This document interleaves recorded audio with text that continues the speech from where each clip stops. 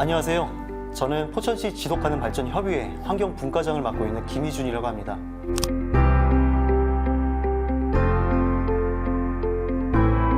우선 지속가능 발전이라는 개념에 대해서는 앞서 다른 분과장님들께서도 말씀드렸을 거라고 생각됩니다.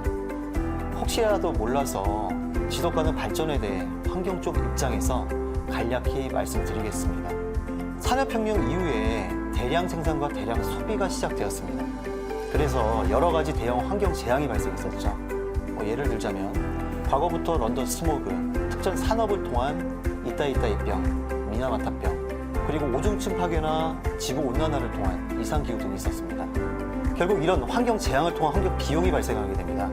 이 비용이 인류의 사회적, 경제적 편익을 갉아먹지 않고 발전할 수 있는 상태, 이 상태가 지속가능 발전 정도라고 말씀드리겠습니다.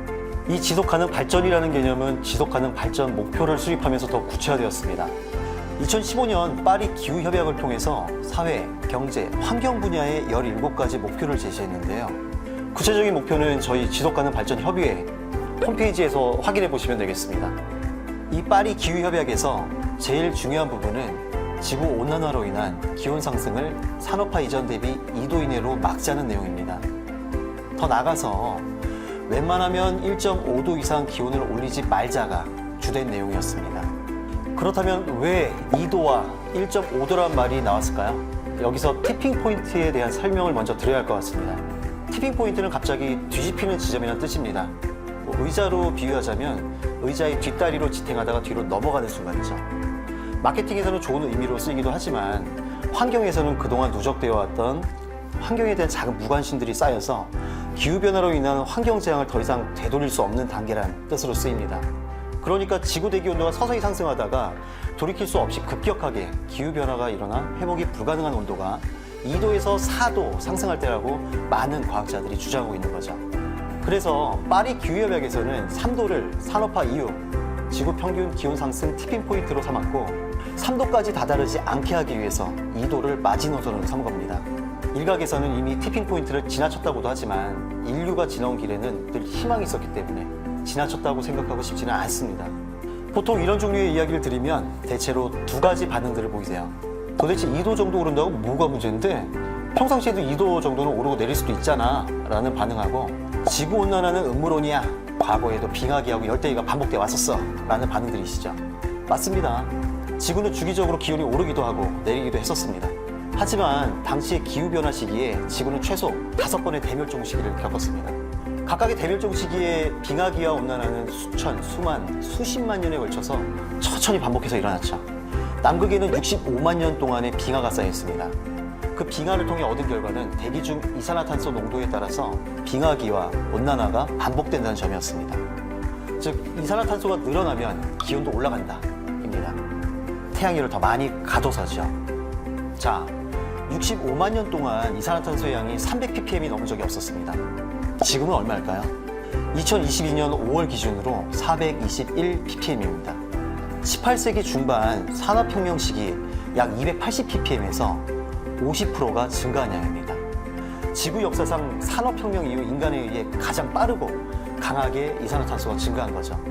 그렇다면 과연 지구의 온도는 얼마까지 올라가게 될까요? 여러분들 상상에 맡기겠습니다. 지금은 인류세 혹은 홀로세라고 불리는 시기입니다. 지금 인류세에서의 온난화는 지구 역사상 가장 빠르게 진행되고 있습니다. 그것도 우리 인간에 의해서죠. 지구 기온은 인류세에서 10번의 최고 기록을 세웠습니다. 2010년과 2014년부터 2022년까지 줄줄이 되었죠. 계속 기온이 올라간다면 어떻게 될까요? 요즘 뉴스에서 많이 보는 기상이변이 대표적인 예가 될 수 있을 겁니다. 남극과 북극, 영구 동토층의 얼음이 녹고 그로 인한 해수면 상승으로 해안 도시와 섬나라의 생존이 위협받고 있습니다. 몰디브와 투발루가 대표적인 예죠. 해수 온도가 높아져서 태풍과 허리케인, 폭우가 더 자주 그리고 더 강해지고 있습니다. 반면에 폭염은 더욱 기승을 부리고 있습니다. 전염병과 감염병은 늘어나고 기존 기후에 적응되었던 동식물들은 멸종 위험에 처하게 되었습니다. 자, 이제 우리가 뭘 해야 할까요? 지구 온도를 낮추기 위해서 도대체 무엇을 해야 할까요? 먼저 온실가스 감축 노력으로 산업, 교통, 에너지 생산, 운송 등에서 화석연료 사용을 감축하는 정책과 노력이 필요합니다. 기본적으로 발전과 난방, 수송에서 가장 많은 온실가스가 배출됩니다. 전체 배출량에서 거의 절반에 해당됩니다. 태양광, 풍력, 수력과 같은 친환경 재생에너지의 적극적인 보급과 활용이 좋은 예가 되겠죠. 숲과 토양관리, 식생활 개선도 중요할 것으로 보입니다. 하지만 무엇보다도 기후변화 현상들에 대비하고 적응하는 것이 중요할 것으로 보입니다. 우리가 지금부터 아무리 빠르게 온실가스를 줄인다 하더라도 기후변화 현상은 계속해서 발생할 수밖에 없는 게 현실입니다. 마치 고속으로 달리는 자동차에 급브레이크를 밟는다 한들 그 자리에 바로 설 수는 없고 어느 정도 앞으로 나아가다가 멈추는 것과 같은 이치죠. 단기적으로 피할 수는 없지만 우리 딸 아들과 그 아이들의 딸 아들들을 위해서 다 같이 준비하셔야겠습니다.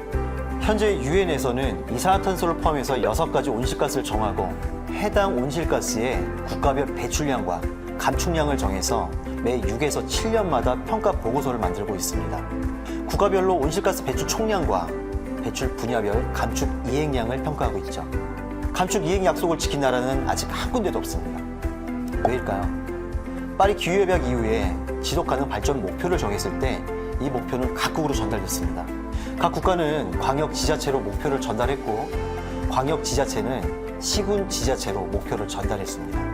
각 행정 주체는 지속가능 발전위원회와 협의회를 만들어서 시민 참여와 행정 참여를 통해 탄소 중립을 실천했어야 했었죠. 여러분들 중에 탄소 중립이나 온실가스 감축을 미리 알고 실천하시는 분들이 얼마나 계실까요? 우리 모두 반성하고 극복해야 할 부분이라고 생각합니다. 다음엔 온실효과에 대해서 알아보고 이해하는 시간을 가져보도록 하겠습니다. 감사합니다.